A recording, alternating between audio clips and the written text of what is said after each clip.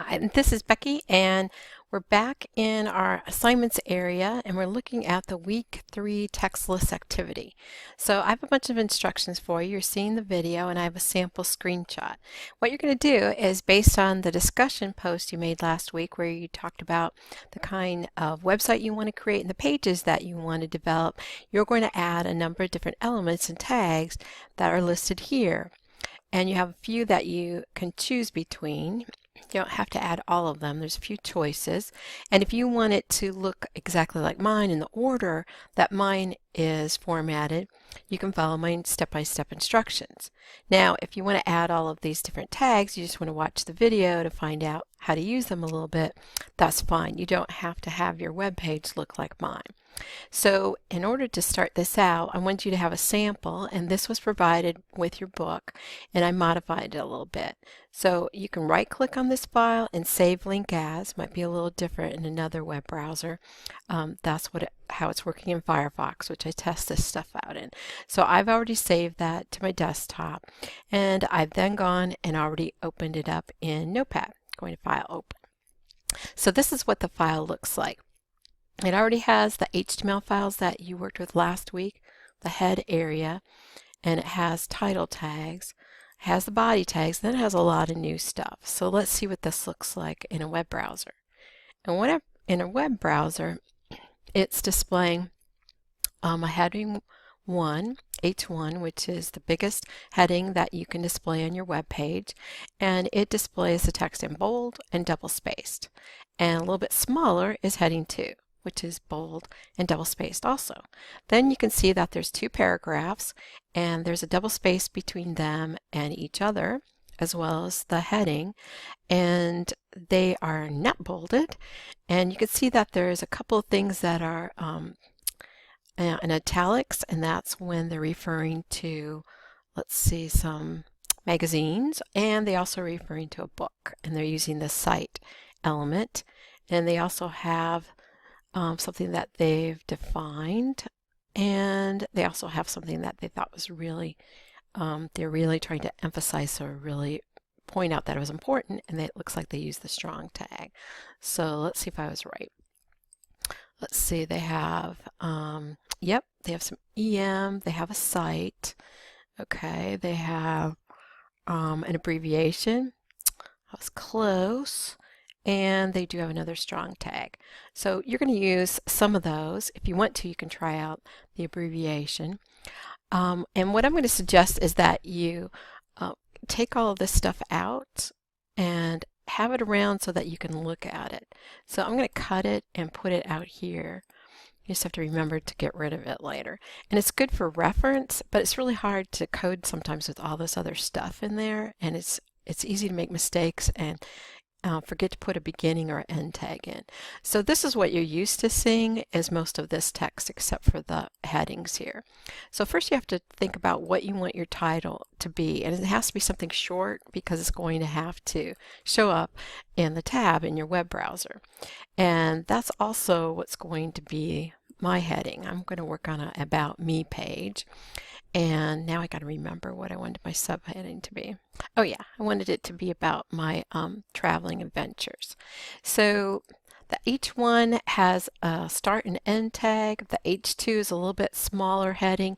And why do you do them in that order? Well, usually when you're in a Word document, you start with something large as a heading and you work your way down to smaller size headings. And also, it really helps screen readers when they're reading text out loud to someone who can't see.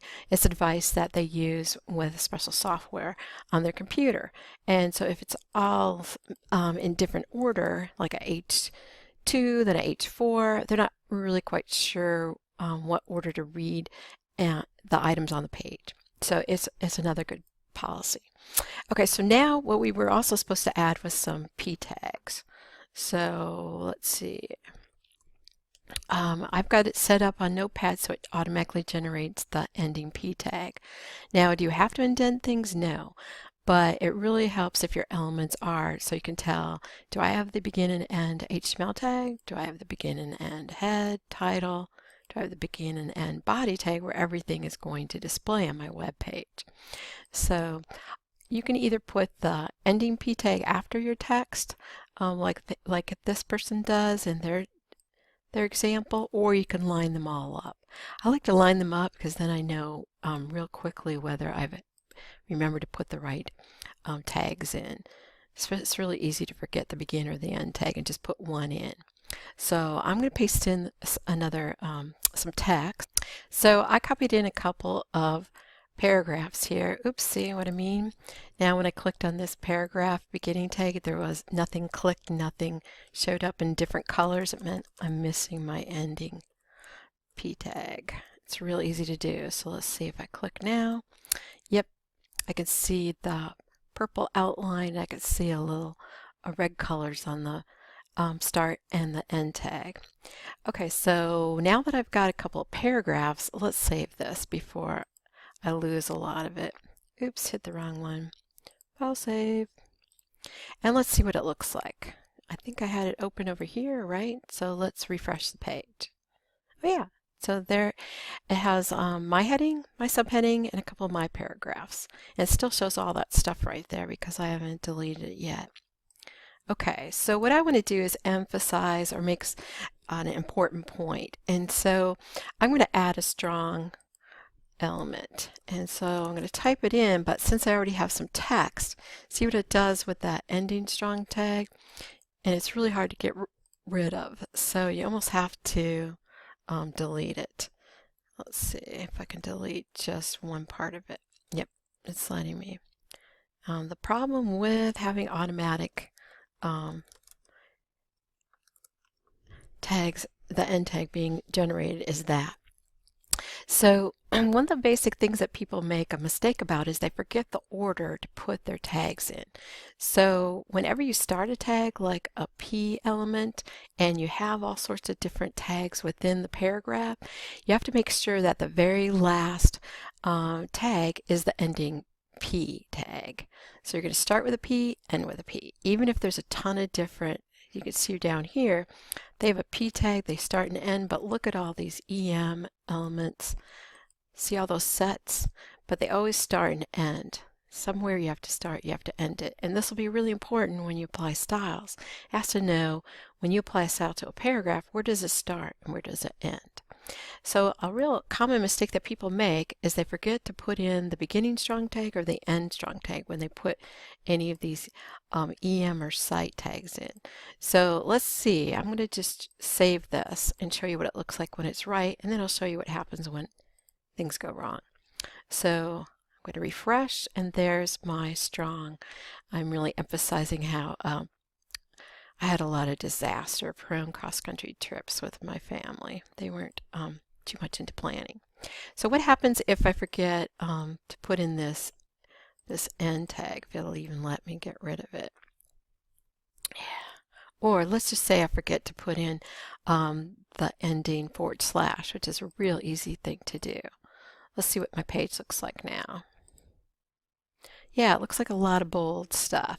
So since we added the begin start strong tag starting with disaster, even though we had another tag there, it wasn't the right one. It wasn't the ending strong tag.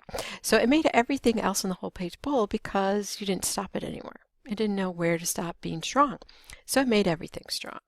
So that's a real easy mistake. If you see a long line of text that looks like it's all italics or all bold or all indented, it might mean that you've forgotten the end tag, or that you've misspelled it, or that you've missed the / on your end tag. Okay, so one of the other things we were going to do was I was supposed to add, got to go back and look. Let's see at the directions. Hello. Okay, so we've added, yes, our headings, yes, paragraphs. Oh, I know. So we have a couple of choices now. You can either add a paragraph with using the cite tag to let us know where you got your quote from, and then you're going to use the block quote to insert your quote, or your other choices, you can add an address tag and then separate your address part of it so that it displays on 2 lines with the break tag. So I'll show you one of these. So the block quote, usually start with a paragraph to introduce it, or you could introduce it with another H3, so with another heading. We've used heading 1, 2. It looks like it's about time to use heading 3. So let's see, we'll add heading 3. And let's see, what was this going to be about? Let's see. This could be my favorite traveling poem. Okay. And let's see. I think I'm going to have to add a little paragraph to kind of describe what the heck this thing is. So let's see. Add a p tag, and this has become one of my favorite poems. It's by Robert Frost, and it's called let's see, this is where I'm going to cite it. So I'm going to add the cite tag because I want to make it clear the road less traveled, the name of the poem that I'm quoting, except I have a capital O there.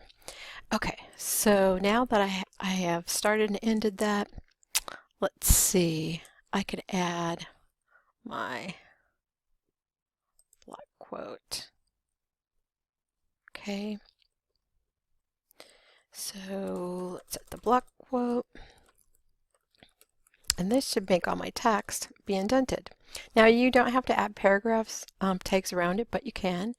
And let me grab some text.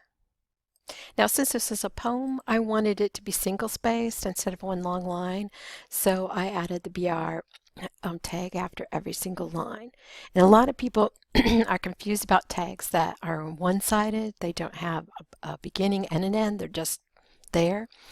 And one of the things that came out with HTML5 is that they like it if you add after the name of the tag, like one of these. The image tags is like it too, is you add the name of the tag, BR, a space, and then you add / and your usual greater than sign. And so some people will type it without the space, they'll type it without the / but this is the right way that you're supposed to be typing it in so that it can validate, which is what you have to do with all of your text for companies and also to make it accessible. So let's see if that really worked. That's a lot of changes. So if I go back over here to where I was talking about me, let's see what happened. So we added the ending strong tag, so all of that bold stuff went away. We added H3, so now there's a smaller double-spaced heading. I wanted to describe my poem, so I added a couple of P tags, and I cited where I was copying the text from. And then I have indented my quote within a block quote. Okay, so that's starting to look pretty good. I think the only other thing that I was supposed to do was I was supposed to add a list. So they show how to use EM, and I showed how to use strong. And they showed how to use cite, and we did too. But we also want to add a list. So what I'm going to do is, once again, I want to introduce my list. So I think I'm going to say add another H3.